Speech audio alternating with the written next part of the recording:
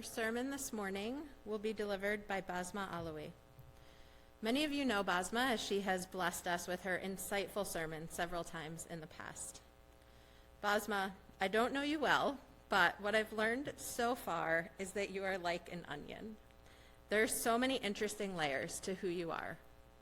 Mother, engineer, teacher, refugee, organizer, student, friend, leader, Muslim, delegate to the UN Refugee Congress.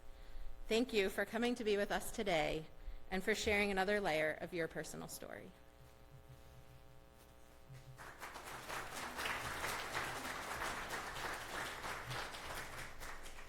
Good morning, everyone. And it's so true. Today I'm sharing another layer, which is, it's amazing because every time I come, I share more about me and my family and where I come from. And during the last week, it's been a lot of things happening in our life. But during the whole week, I was thinking what I should share next with you.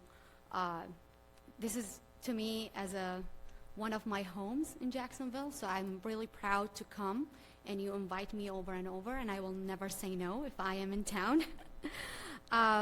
I will start with actually a saying for Mark Twain. He says, whenever you find yourself on the side of the majority, it's time to reform. And yes, actually, when I was keep listening to this and sharing it with friends, what does that mean? And from this quote, I started my speech today. So my relation with this church is becoming special, as we said, and today I'm going to share a special layer. I was born in Baghdad, as most of you all know by now, in a Muslim family. But deeper than that, the majority of my family was Shia. And I don't know how many of you know what is the Shia and Sunni, but we can talk about that in another day. The Shia actually makes up roughly around 10% of the Muslim community around the world. So there are not many of us in the world. And globally, our population is estimated between 154 to 200 million. And you hear a lot in the news about civil war between the Sunni and Shia. Well, my husband is Sunni, and I am Shia. So we do sometimes argue, but in the end of the day, it's the same belief and same prayers. Not much to argue about, but we always find something to talk about. I grew up hearing stories about the Prophet Muhammad and his family, and living the stories through different family tradition.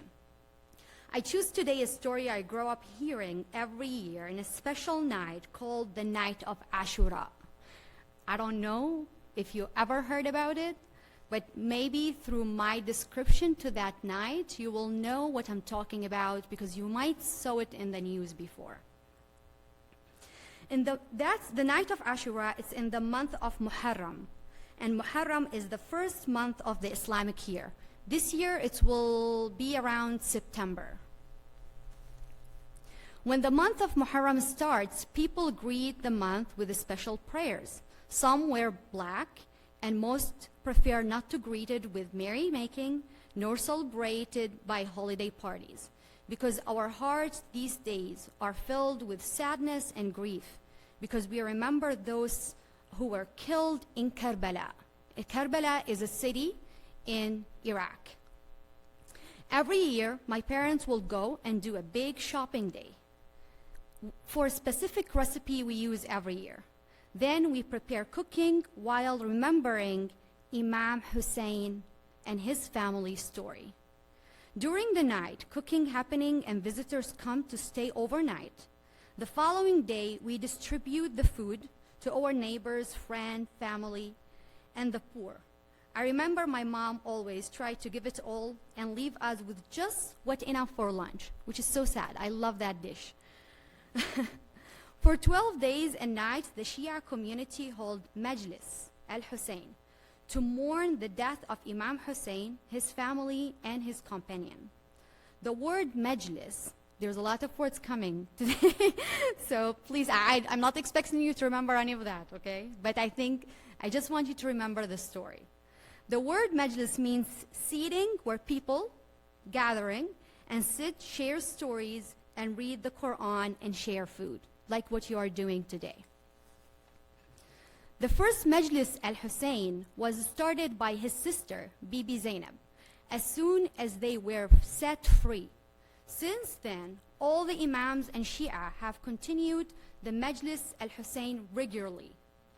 Then another big event happened, known as the world's largest annual Muslim pilgrim, comes 40 days after Ashura, after the day of his death.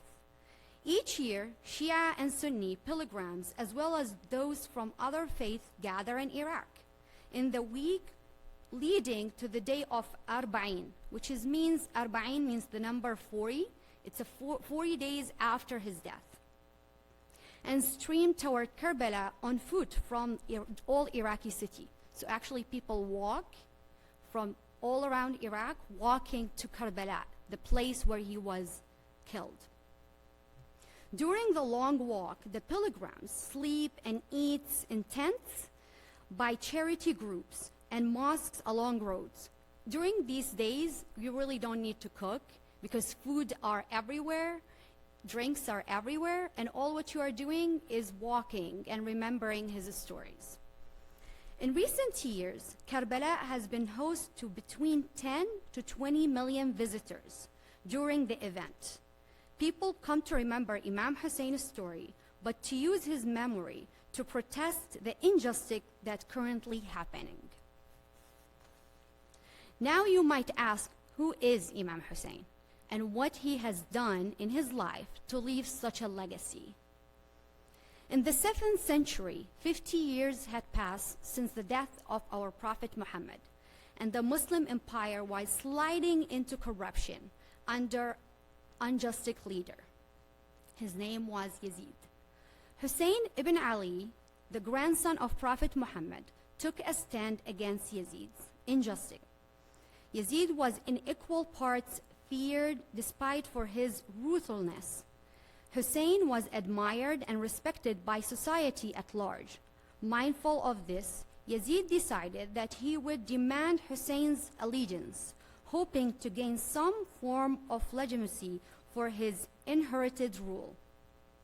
Hussein had a choice to make: to endorse Yazid would no doubt means a handsome reward and a life of luxury.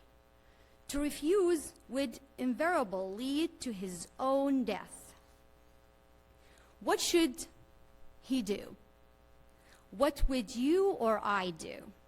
For Hussein, the choice between the easy thing and the right thing was no choice at all. Hussein refused. He said, "I will never give Yazid my hand like a man who have humiliated, nor will I flee like a slave. I have not risen to spread evil or to show off. I only desire to enjoy good value and prevent evil." His life now under threat, Hussein decided to move himself and his family to Mecca in the hope that Yazid agents would respect the holy city, which now in Saudi Arabia. As he waited, pondering his next move, message of support began to arrive from across the empire. He left for Kufa, a city in Iraq, but in the route, he was integrated by battalion of Yazidi soldiers who blocked Hussein and his supporters from going toward Kufa, and instead forcibly diverted toward the desert known of Karbala, which is the place I just shared. Once they reached Karbala, forces surrounded their small band and blocked their access to the water supply. By the way, Karbala is a known city. It's on the Euphrates River. So they blocked Hussein and his family and his 72 friends from drinking waters. and from reaching the Euphrates River.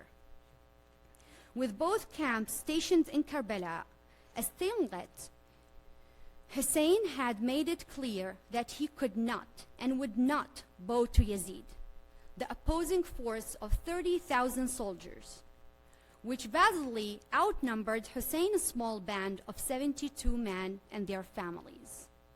We are talking about superheroes. Here is a superhero story. Were under strict orders not to let Hussein leave. After a week, word reached Hussein that Yazid had sent orders that he was not to be allowed to leave Karbala until he had taken an oath of allegiance. The end was drawing close. The final stand of Imam Husayn. The night Hussein assembled his group, stressing to them that it was his life that Yazid wanted, and that they might to be able to escape. Again, Hussein's selflessness shone through. There he stood among his family and companions, all having been deprived of water in the scorching desert for 3 days, pleading with them to leave him and save themselves. After a few days of his statement, the government forces were commanded to attack and kill Hussein and his companion. Hussein's men were vastly outnumbered. The hour for battle commenced. Hussein's companion departed from his camp in a small band, one after another, all fighting before being killed. For what?